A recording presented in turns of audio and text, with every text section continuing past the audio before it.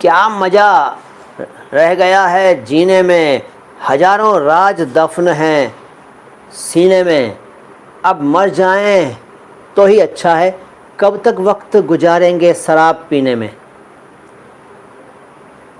यार आपने तो मुझे लाजवाब कर दिया भाई। ये जो आपने लिखा है वो ठीक है, आपके जज्बात हैं, हो सकता है आपने ये खुद क्रिएट किया हो और लिखा हो, लेकिन यहाँ चूँकि ये क्लास है इसलिए मैं आपको ज़रूर बताऊँगा, आप बुरा मत मानिएगा, मैं आपको ज़रूर बताऊँगा और आपको जानना चाहिए और सीखना चाहिए कि आपने मज़ा लिखा है, वो मज़ा नहीं होता, मज़ा होता है। जे के बजाय जेड लिखिए।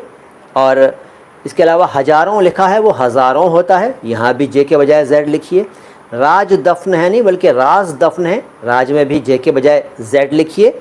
इसके अलावा वक्त को वक्त लिखिए, क्यों लिखिए के बजाय, और गुजारेंगे को गुजारेंगे लिखिए, मतलब जे के बजाय जेड लिखिए। और शराब को शराब लिखिए। भाई शराब और शराब पर तो मैंने एक पूरा वीडियो बनाया हुआ है छोटा सा, शराब और शराब को एक्सप्लेन किया हुआ है, इसी चैनल पर मौजूद है, देख लीजिए, ज़रूर देखिए।